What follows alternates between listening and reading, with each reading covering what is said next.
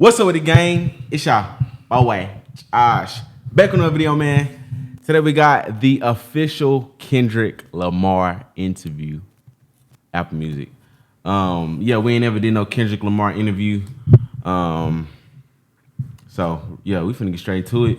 If you're new, make sure you like, comment, subscribe, follow the Instagram. Hey, Kendrick performing at the Super Bowl. Did you know that? Mm-hmm. I ain't gonna lie, I'm calling it now. I feel like he gonna bring out Lil Wayne.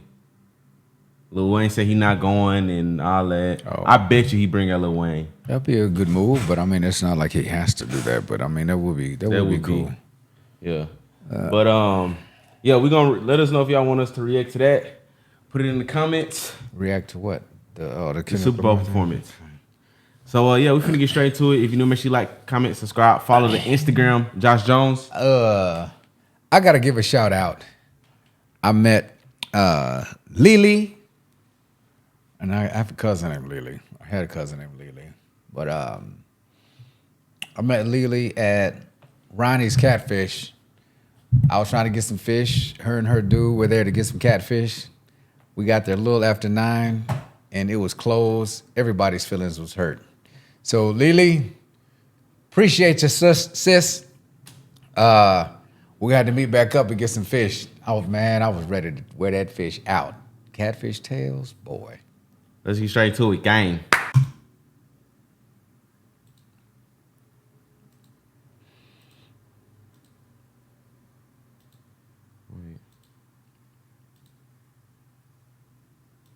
You hear it? Amazing, the people. Okay. 59 halftime show press conference. We are streaming live globally and on Apple Music, so go. An organization called Definitely Dope, TikTok, and you don't have a halftime show. Kendrick Lamar, you get to talk to. You excited? Camaraderie, a bit of. Listen, the black. Okay. Up here. Then we got. All right, I know Kendrick. All right, where's Song Kendrick? I'm thinking about. Our own, and it's, you might not know where that is, but it's a crowd. Wondering. Okay. And this for all of you. Really love what you do. Practice very hard. He look and familiar. just let the passion drive you. Next, thank you, Hayes. Thank you so much. Next, we have Alvin Williams with a question. Hey, Alvin, how you doing? Hey, I'm Alvin Williams. I'm a little with big brothers and big sisters. I'm new here. Thank you, John. Appreciate you. The show rolls on. We can talk about his world-shifting pen, his Pulitzer Prize-winning album, his 22 Grammys, or his seismic impact on music. Can you tell they're spanning reading more than a decade. the teleprompter? But nobody can speak for the man better than himself. Please welcome Kendrick Lamar. But y'all gotta make some more noise than that.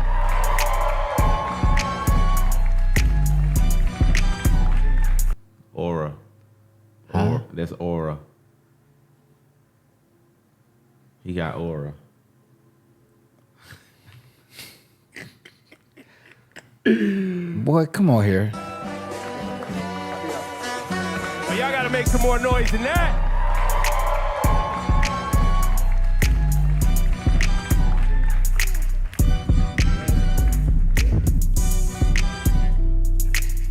That boy Good got morning. the anthem. How you doing?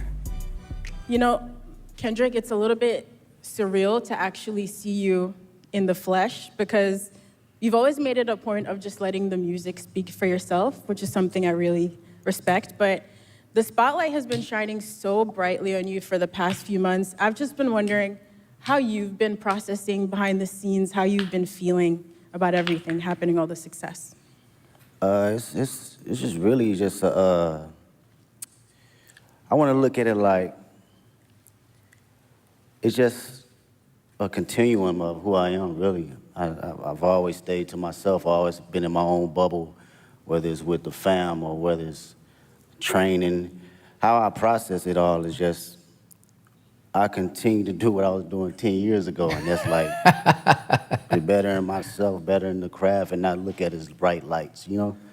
And it may sound cliche, but it always worked for me, even when I was younger, you know, playing sports or being in the forefront of presentations and stuff like that. It was like, That's I gotta focus. look at myself in the mirror That's rather vision. than looking at it as a crowd or, fame and attention. So now, early days of your career, Section 80. Okay, what do you receive anything from that? Yeah. Okay, what Like hits he you? live for himself. Like he do stuff to make them happy. He don't Okay. please nobody. He just do he's him. He does what he want to do. Okay. Another way of saying that is that he's not caught up in the fluff around him. Yeah. He doesn't. It's like people's opinion of you, good, bad, or indifferent, whatever their opinion is about you, it really ain't none of your business. It's their opinion. You be the best version of you and let folk talk. You can't stop people from talking about you. So I dig that response. Days, even early mixtapes. And you perfecting your craft as an MC. Did you ever think we'd be at the Super Bowl with this? I wasn't thinking about no Super Bowl. You never thought about the Super I Bowl wasn't with thinking this? about no Super Bowl for sure.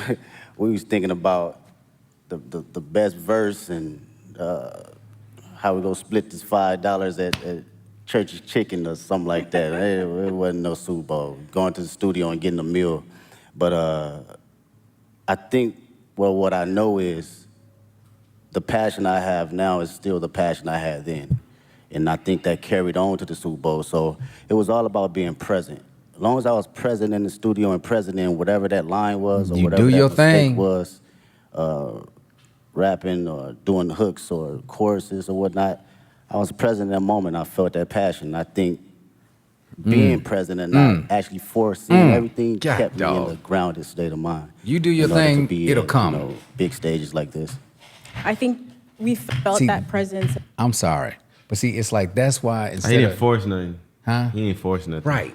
Instead of trying to make it happen for the dollars gonna come. Do your thing, do it to the best and the most organic and natural version of you, and let the chips fall where they may, man. I'm sorry. Y'all, I'm gonna click on hush. And that focus in your try. work for the past 15 years. Like Ebro said, going all the way back to projects like Overly Dedicated. And so seeing you perform with Dr. Dre at the halftime show 3 years ago, we already felt like that was the most hip-hop, beautiful halftime show ever. And now for you to come back and be the first solo hip-hop artist to headline, how does it feel being the artist I didn't even to know hit that. that milestone? And, just your thoughts on what that means about hip-hop's progression and impact over the years. But that shit, it made me think about like the grind of it. You know what I mean? A lot of people don't see like the story before the glory, man. And that shit's like shuffling out your mixtapes and, going to neighborhoods and parties and performing there, hole in the wall spots. It reminds me of the essence and the core response of rap and hip hop and how far it can go. So for me, that should mean everything because it puts the culture on the forefront where it needs to be and not minimized to just a catchy song or verse. This is a true art form. So to represent it on this type of stage is like everything that I've worked for and everything that I believe in as far as the culture. Like I live and die by it. This shit done changed my whole family life, so I don't take it for granted Hey, at woo. all as far as an art form, Love it. It feels like that was a lot what this year was about too, right? Like you, I guess, you took it and put it on your back and you felt like a line needed to be drawn, right? Was that your intent when you rolled out this year? Was like, yo, I'm drawing a line. Like, this is what it is. My intent was to always I think from day one was to always keep the nature of it as a sport. I don't care how motherfuckers look at it as far as like, as a collaborative effort, that's cool too, but I love when artists grit their teeth. Like I still watch battle raps. I still watch Smack URL from Murder Mook to Lux to Tay-Rock, my bro Daylight. This has always been the core definition of who I am, and it's been that way since day one. So I don't think it was a thing for this year. It was always just a continuum. And I love it. what I will say about this year, it was more from a space where I think a lot of people was putting rap to the back, and you didn't see that. You didn't see that grit. You didn't see that bite anymore. So I always took that in consideration in going into any type of my music. That's interesting. So I hope this makes sense, right? You know, we've been following your journey for about 15 years, and you have been so consistent in the messaging and the focus, like you said, and you've always moved with integrity. So in a lot of ways, I feel like we thought we knew exactly who you were as an artist in a positive way. And then last year, it felt like you unlocked a whole new dimension for us. But that person, like you said, was always in there. But I'm wondering, do you still surprise yourself sometimes? Did you surprise yourself last year, or was it just us, the fans, with our jaws on the floor? I don't think his word was. K-Dot. Stunned. That's a good question. Surprised myself? Nah, I don't think I surprised myself because this, for me and for my partners that's been around me since 2005, 2006, like my brothers, they know my personality. They know my capabilities, even when it wasn't presented to the public at first, right? So this is just like a revolving door of what I've been doing in Carson Studios, at the Homie Garage, or my brothers at TDE, or just anybody around the city of Compton in LA.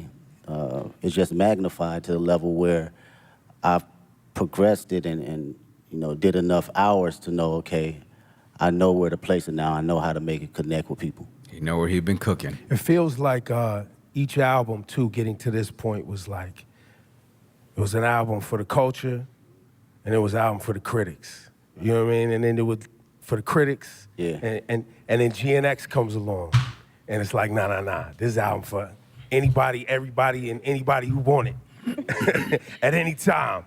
And you brought that energy, and the energy you brought on GNX was an energy that I don't think was really happening in hip hop. Like, it's a Public Enemy level energy. It's a Ice Cube, America's Most Wanted energy. For sure. Like, it's a classic, timeless energy. Talk let me see how about many your views- headspace how many between views Mr. did we Morale did on and this GNX? GNX. Yeah, no, that's great. Go back even further, man. Speaking on that energy, like it's my cousins was like DJ Quick, and Dre, these folks that my people was playing. So I always had that DNA, and you heard that DNA a little bit on Good Kid, Mad City, but I wanted to tell my story first, right? And fast forward to GNX, I felt it was just a perfect time because not only the energy was lost, but it was the energy that was bubbling inside of me as well. I wanted to go back to the forefront of just the bite and just the grit of rap, just all raps and hard-ass beats. And that's like the basics for me. I thought about, what I used to like when I was a kid. Yeah. Hard raps, good beats, that's smacking, right?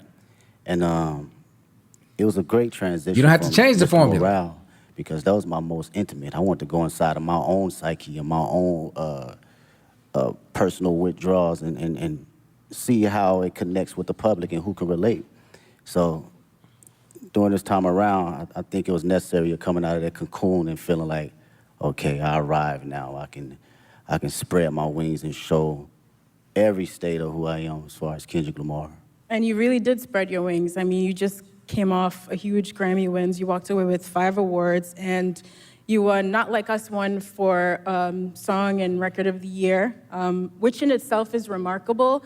But I think for people who love and respect hip hop and the roots of this culture, the competitive spirit of it, it has been a little bit mind-bending that you created this massive cultural award-winning anthem out of a battle rap song. And how is that something, after you got off that Grammy stage, you got home in some quiet time, what was going through your head? I was just thinking about the culture, really.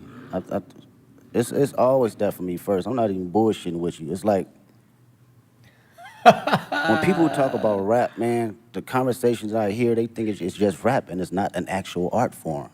So when you put records like that at the forefront, it reminds people that this 50 years ago, they forget that it's even been here 50 years, right? And like kind of like belittle it. So I love to see that it gets that type of recognition. Rap been here 50 Straight years? Raps. Actually, I would argue longer, but yeah, that's a very good way of looking at it. I mean, you go back to like Run DMC, Grandmaster Flash. So who was the Curtis first Blow. rapper or like famous? Wow. To be honest, I don't know who would be the first. I know for me, I go back to the Sugar Hill Gang. Oh, they the first then. Don't get smacked, boy. Sugar Hill Gang.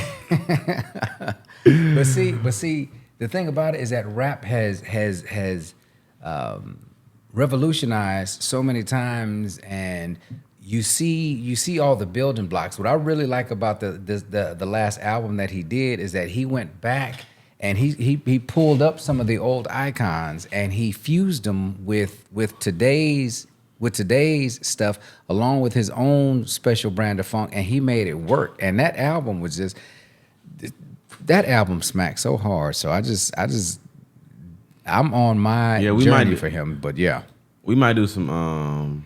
Or I already said we was gonna do it before, but yeah. Which Kendrick album? I met this, and I lost her number. I met her in at Walmart. This girl was such a Kendrick fan. Oh gosh, and I can't even call her name now. But I wanted to be able to get in touch with her because she put me on so much stuff, and she does music her own self. But she was talking about To Pimp a Butterfly.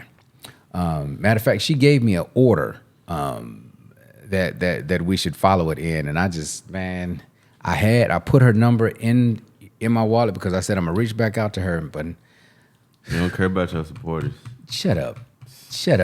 Don't start that mess. From awards to the billboards, all that, because this is truly just as big as an art form and a genre as any other genre. So that's what I think about, and I feel accomplished. What is the being able biggest to do genre? that.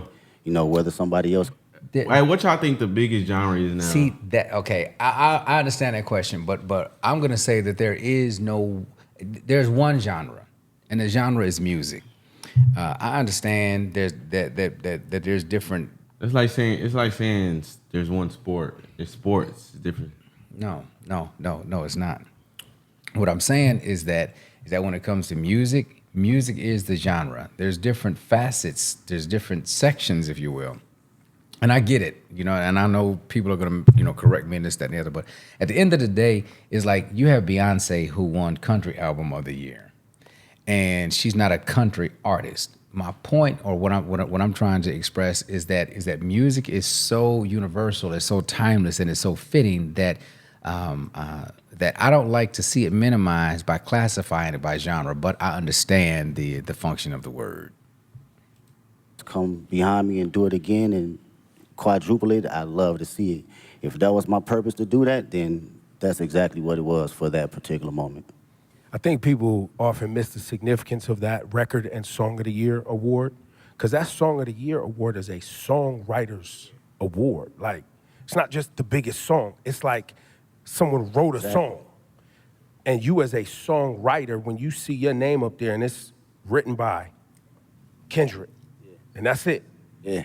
That's powerful. And I think to what you're saying, I think there's a lot of people who have become fans of hip hop, and they you know, you like the songs you hear and know, but you're not actually tapped into the work that it takes for you to generate the output, the art. Exactly, man. As a writer, and that's what I can appreciate the most. And knowing how much time I dedicated over the years in just trial and error, writing the most terrible shit to some of the greatest shit. We all do it, from writer's block to figuring out how to find inspiration from the most I love that non-popular aspects around me. So it's like, that's so honest.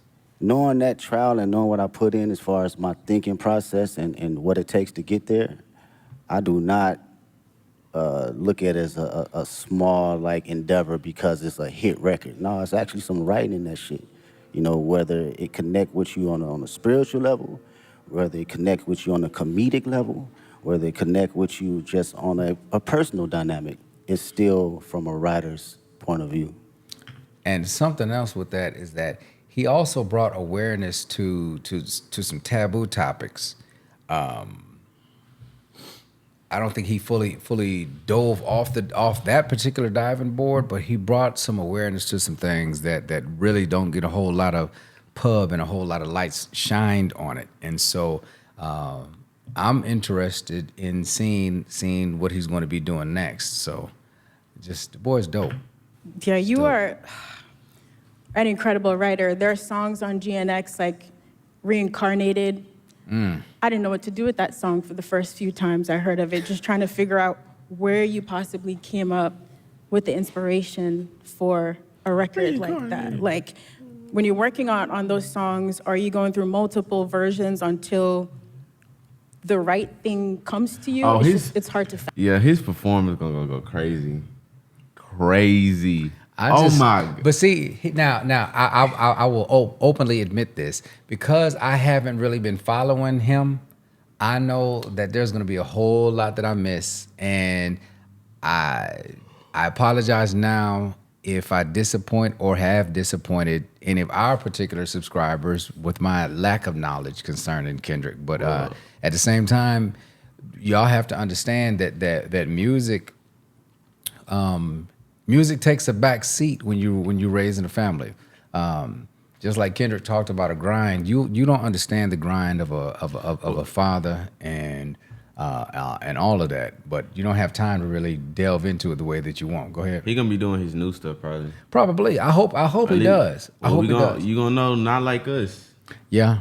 And what's crazy is they already confirmed that he gonna do it or perform it, because Drake's trying to sue him, but they said they doing it.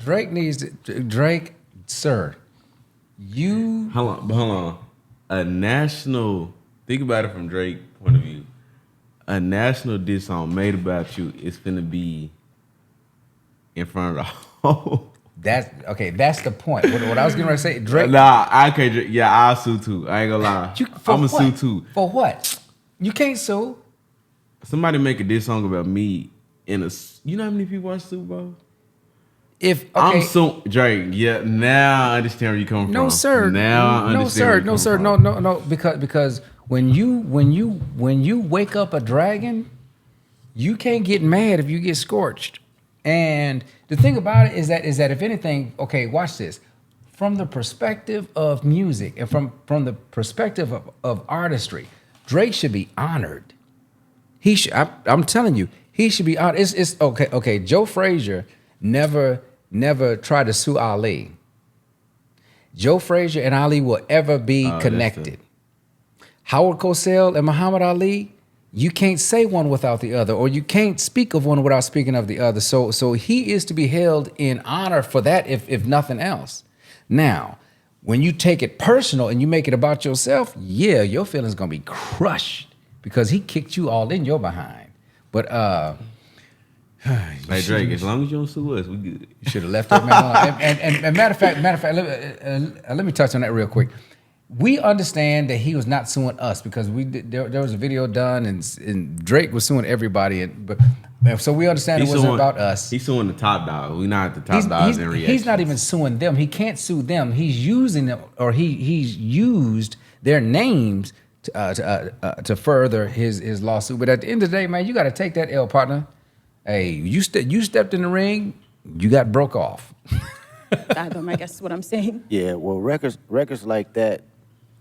First off, shout out to Tupac. That's the number one inspiration. That was always one of my favorite records from him and Outlaws. With records like that, it's always going into my mind of like, what if, right? And crafting out my what if ideas to the masses. So when I think about concepts and I think about what I actually believe and what I feel, I just go through a breakdown as if I'm reading a book, and how I want people to hear this from a book sequence. So my initial process is, okay, how can I open them up to the story, and how can I drive them to the ending point to make them feel truly exactly what I'm trying to convey, whether they take their own perspective from it or they take mine. I just want you to feel it first. Artistry. The writing is there. Now it's up to me to perform it to where you can feel it. That's artistry. Yo, give it up for this guy, Kendrick Lamar. Y'all too quiet, man. This guy, this guy doesn't sit down and do this too often, so this is a very special conversation, and we appreciate it. I love how he stumped them. I don't know if you caught that. And the only thing they could do is just play that off. But it's you're in the presence of greatness. I hate you, bro. I really do. And shout to SZA too, because you guys are making history right now. And you've seen her from her humble beginnings like she's seen you from your humble beginnings. you've watched her find success, and now y'all sharing the stage at the Super Bowl. Oh, The- SZA, I ain't know the SZA gonna humongous be tour there that's too. rolling out next year. Didn't they drop? Did they say? Talk about this moment in both of y'all's career. Have you guys had a chance to even see each other in this moment and be like, yo, like? We haven't even had a chance to crash out about it because everything been moving fast, like far as production and rehearsals and stuff. So we speak, but it's not. We haven't really got a chance to settle into the moment. For me personally, watching her, her career and where she's come from, it's amazing to see. I get to finally see how certain individuals see me come up in the process because I seen her day one coming in the studio and writing songs, throwing away songs, writing another song, throwing away songs, and songs is hard. And I understood that process though, wanting to be great. Even when we, people were saying this is classic records, you're like, no, I'm gonna write another one. And I understood that and I seen it, so to see it now magnified is like, she always had it, man. She always had it. And I'm just honored to be next to a talent. Yeah, you've both worked really hard to be here in this moment, and on Heart Part 6 is really amazing to hear you detail that journey for old and new fans, coming up through the ranks at TDE and now launching your own agency, PG Lang. So performing at the Super Bowl halftime show is very much, us as fans getting to celebrate you and this beautiful musical legacy, but also now you're stepping out as an entrepreneur. What has it been like to build your own business and to also showcase some of that creativity from your agency on this platform? Oh, man, I love the process. Shout out to PG Lang. Make some noise with PG Lang. Yeah, that's my team, man. It's 30 incredible individuals, 5 extraordinary executives that work day in, day out to make sure we are doing something that will long live the culture. From a music standpoint, from a creative standpoint, fashion, film, books, day in, day out of just being around like-minded individuals that have different perspectives outside of just music.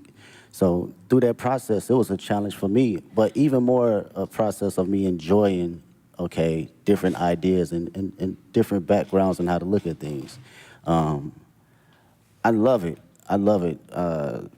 Being on calls and, formulating business ideas and ventures outside of my usual norm, it challenges me. And I can't wait to see what happens next. I know it's going to happen next. Yeah. We can. I think for the audience too, and anybody watching around the world, the PG Lang thing is, I think people see you as an artist and someone who makes music, but I don't know if you want to share it today, but the level of detail that you yourself, along with Dave and shout to the whole PG Lang team, but y'all as friends that came up together, you in the edits.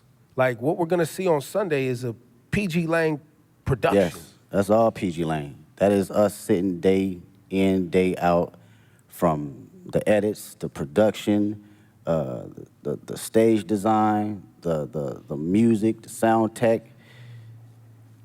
It's everything across the board, and it takes a lot of work. It takes a lot of creative individuals. I can't sit here and say it's all me, because these are people that are just as passionate and want to see us win, but also want to put out something that lives a long, long time. And with Dave's creative mind, it's just, he's insane, man. That dude is like Basquiat in so many different fashions. You can clearly pick his brain about anything, and he'll give you an answer right down the middle to help you decide for yourself. So that's something I can always appreciate. Yeah, I'd say with all of your powers combined, y'all are really diabolical. Like, when you roll out the videos, all the visuals for GNX, just the way you all move strategically together, it is inspiring beyond the music. Just thinking about how to approach life and art in a holistic way. And so when it came down to planning for this Super Bowl now, you've teased on the album coming up to New Orleans with this LA energy. How did you guys approach the show and trying to figure out how to pay tribute to the classics in your catalog with this new music in like a 13-minute set list? Yeah, it's wild. Mr. Morale is like an hour and 30-minute tour, so it's like you gotta smack the shit down all the way to 13 minutes. It's kind of wild, and it's interesting because it lets you know kind of where you at and your perspective on how you think about cataloging the music. For me, I love being present. I love being present, man. It's my favorite. It's very hard for me to live in the past. It's very hard. I respect the past wholeheartedly, but being in the now and being just locked into how I feel and the energy I have now, that's the LA energy for me. That's something that I want to carry over to New Orleans and for the world to see. This is me, this is Kendrick Lamar, 37 years old, and I still feel like I'm elevating. I'm still on the journey though, you know? And I want that energy to, you know, ooze out into the televisions and to the people that's in that building. Well, Okay. As I'm listening to him, the other thing, or one thing that's spinning around in my mind is that, okay, he's inspiring, no doubt. And he's a force to be reckoned with. Imagine the number of artists that are up and coming right now that are infants and that are in their teens and tweens and those cats. Imagine who he's inspiring now. With his work ethic and with you know, when you get to see the behind the scenes stuff that he's putting in, if he's working this hard, imagine, because it's a step ladder for everybody. Imagine who he's inspiring now. The music is in a good. You think somebody gonna be better than him? Yeah. And I would argue that he would want the same thing. You want to see records are set to be broken. You want to see who's going to be the next one to do it. And so his humility and his appreciation, in my opinion, for the craft would stipulate that he's going to put his best spin on it. But you want to see somebody else who can do it just as hard, you know. and on that, you know, the connection between Black culture and New Orleans, and how important and shaping our ancestors were in this town, music, jazz, all that. You always put our culture and Black culture at the forefront of your brand, your music. Same thing in LA. A lot of our family members moved out to California from the South for new opportunities. Man, what? So there's a big connection between LA and the South. So when you say you walked in to New Orleans with that LA etiquette and all of that, I don't know if people really grasp that, but you got to be feeling that energy. That's a bar. Like when you are out ready on Sunday to do your thing. That's a bar.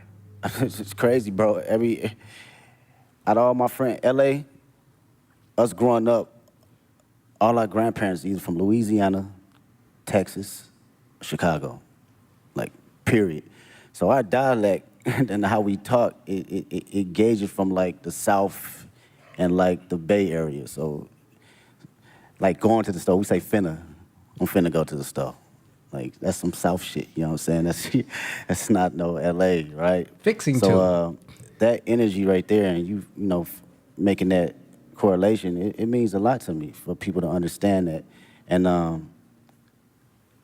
the culture and just being Black, I can't help that, man. It's just not something that I think about or even try to like go, I'm Black. Shit, it's just go. It's not on you. Yeah, it's gonna come out every time. I can't sugarcoat it. You know, I can't downplay it. I'm at a point in my life, I can't necessarily fake the funk for nothing. Thank you. And thank you. I've always had the essence of that, but you know, you have kids and shit. That shit's like, I have to be who I am authentically. And if no apologies, the world can't accept that, then so be it. But who rocking with it, I'm gonna put it all the way out there, you know, whether it's in private or whether it's on the main stage. Yeah, I don't think a lot of people and a lot of artists stand in themselves as authentically as you have. And I think one of the questions we've all been wrestling with over the past few months, watching you and the way you've moved, is really what is the role of an artist? And I think lots of people have very different definitions, but young Kendrick, again, back to overly dedicated and Section 80 mixtape Kendrick, and GNX Kendrick, Super Bowl, Grammys Kendrick, has your idea of what the role of an artist is, you as an artist, has that ever changed? I don't think I knew exactly what my role was early on. I had maybe clues of it, but now today I can truly say it's to express myself and express things that people can necessarily say on the daily and for them to actually relate to. And come from the most vulnerable place where people can actually feel it. I think that is, for me, that's the role for me as an artist. I don't give a fuck what place it come from. I could be the most angry person on the record. You gonna feel that shit that day if you woke up and you felt that. You wanna smile, you gonna feel it, because I'm gonna make sure I'm present that particular time in the studio, in the booth, that I feel happy and I feel energized and I feel, you know, if I feel frustrated, you gonna feel it. And to carry that as an inspiration for people that's listening that may not have a voice, that, you know, I've grew up with cats, still to this day can't have a conversation. The most meanest, you know, aggressive individuals, but they can't even look you in the eye and tell you express why. themselves the way they want to. So they resort to other things. And when I think about that, and I know that I have the tools necessary to communicate myself properly and effectively, I gotta do it for them. I gotta make records like Reincarnated. I gotta make records like Man in the Garden. I have to, because they feel that way, but they cannot project it. Boy. And when they hear somebody actually giving them affirmations, it allows them to speak more freely and be open. Yes, because sir. again, I come from the same place they come Yes, sir. Yes, sir. Well, Kendrick, we might not see you outside again soon after Super Bowl. I know, of course, you have the GNX tour. Listen, I know you also don't love doing interviews, but we are grateful. We're so grateful for all the music and the moments that you've given us over 15 years. And in the last year, your presence and your focus, it is noted. So thank you. We really appreciate it. Thanks for taking our Thanks for questions. fighting for And hip hop, man. from. Oh, for Thank sure. you for fighting for hip hop. it is really appreciated. Appreciate y'all. And now, we do have some we have questions some kids that are gonna ask from our questions. kid But reporter. I got one more thing for you, Kendrick. Before we go to our friend here, Hayes Adler, what should people expect to see and understand about Sunday's performance? Storytelling. I think I've always been very Oh, yeah, we should watch open it. Yeah, about we gonna do this. storytelling Yeah. through all my. Matter of fact, I say we react to the performance while it's going on. Like live. Yeah. Well, I don't think I'm gonna be here. You suck. Catalog and my history of music, and I've always had a passion about bringing that on whatever stage I'm on. You know, whether it's a war tour or whether it's 500 people at Key Club, I've always had a form of that. So I like to always carry on that sense of, you know, make people listen, but also see and think a little. I think this is going to be one of those performances where people are going to be digging up Easter eggs for I mean, years, that's the Kendrick years thing, to come. you know. Right? Even when it's not an Easter egg, people gonna make one up, right, Ken? Hayes, this is Hayes Adler. He's got a question for you, What's up, Kendrick. man? Hi, Kendrick. What's going on? How do you prepare for such a big performance? Do you have a favorite way to stay healthy and active? Yeah. I do some laps, whether it's some sprints. If we talking about, let's go from, okay, on the physical level, I give you that.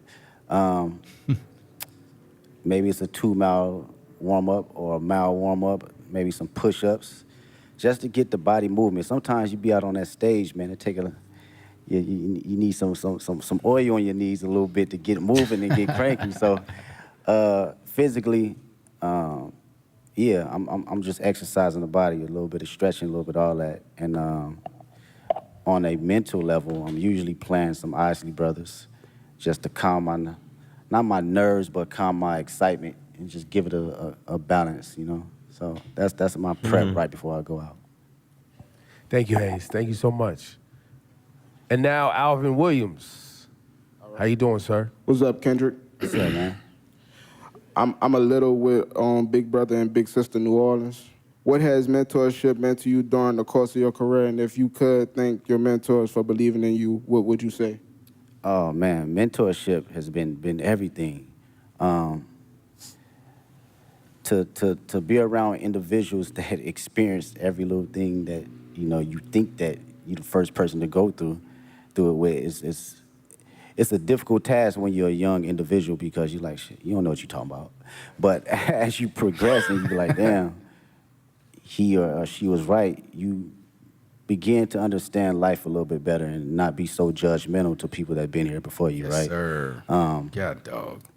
The greatest thing I would say mentors, a couple mentors that given me was like affirmation and to always give myself space to believe in who I am, even when I wasn't feeling it, right?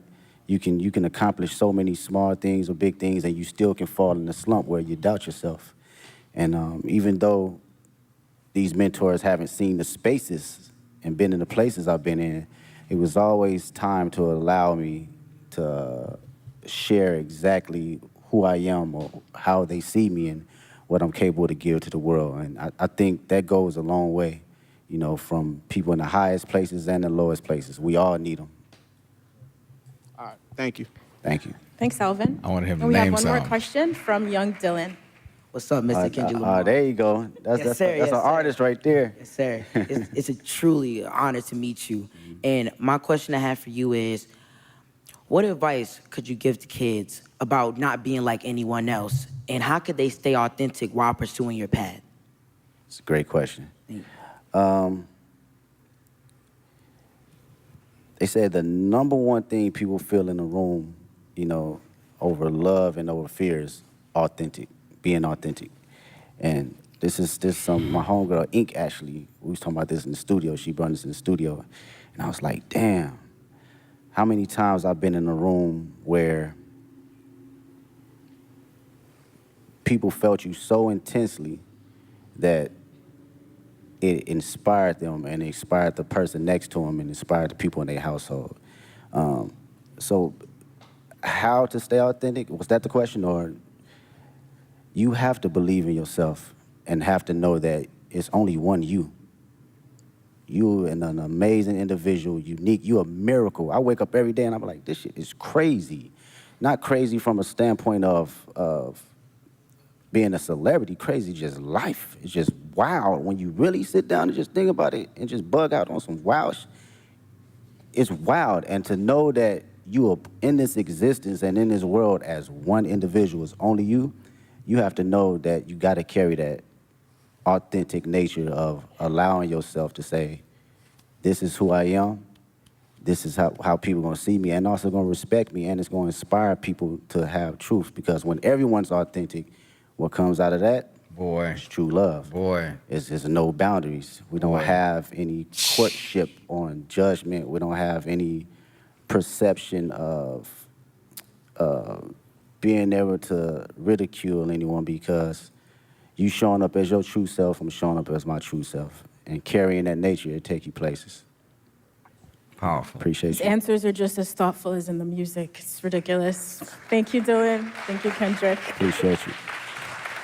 Ladies and gentlemen, one more time for the great Kendrick Lamar, please. Thank you so much for your work and your dedication. That was good. Thank you. Appreciate you. Appreciate Go out there y'all. and have fun on Sunday. Thank you so much to everyone for joining us today. We can't wait to see Kendrick take the Super Bowl halftime show stage. Somebody said, I can't believe there's going to be a football game at Kendrick Lamar's show. While you wait, you can listen to his catalog in spatial audio. Now, look, shortly after the performance, you'll be able to stream the full halftime show right there on Apple Music. You can listen, you can watch, you can sing. All right, my life is in your hands. Just kidding. Yeah, Did you change to that? Yeah, exactly. Why did yes, you did. No, I didn't. Why did it flip? What you mean it was over? That was not over. Let's see. All right. Yes, it So I was was. like, man, people are be saying I look soft. All right. Go back. All right. Be in the studio. Josh, It's been a while, you know. You might go back to the other one. It wasn't even nothing I wanna going. Yes, it was. Go back. For this exercise during it.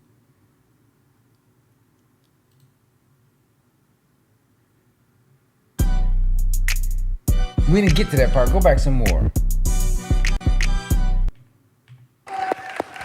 be special and amazing. I'm positive. Thank you all so much. One more time. For all of you, Kendrick Lamar, thank you for delivering as usual. The show on Sunday is going to be special and amazing. I'm positive. Thank you all so much. Because I wanted to ask you something, narrow boy.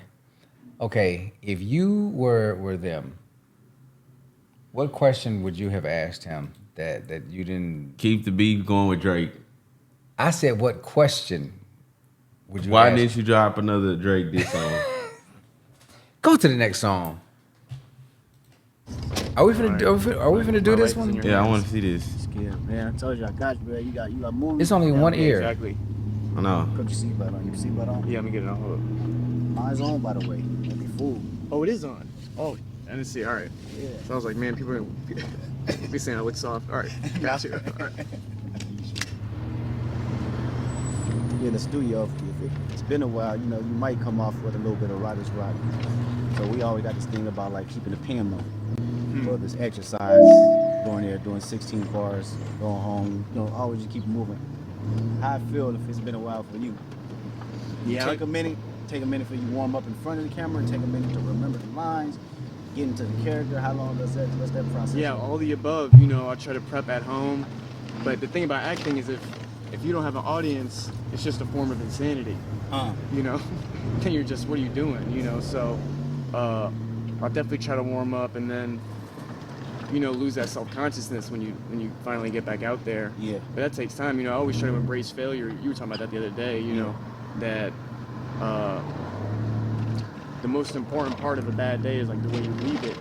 And if you could leave a bad take or a bad day with a positive attitude, then you got nothing to fear. You know. I think that's probably one of the biggest misconceptions probably about me as an artist. I'm always locked in and I'm always trying new things. Now, whether or not I like them is a whole nother conversation, but I have to keep the pen moving. You know, it's not from sanity. And it's also has given me the opportunity to learn myself. You know, find out who I am.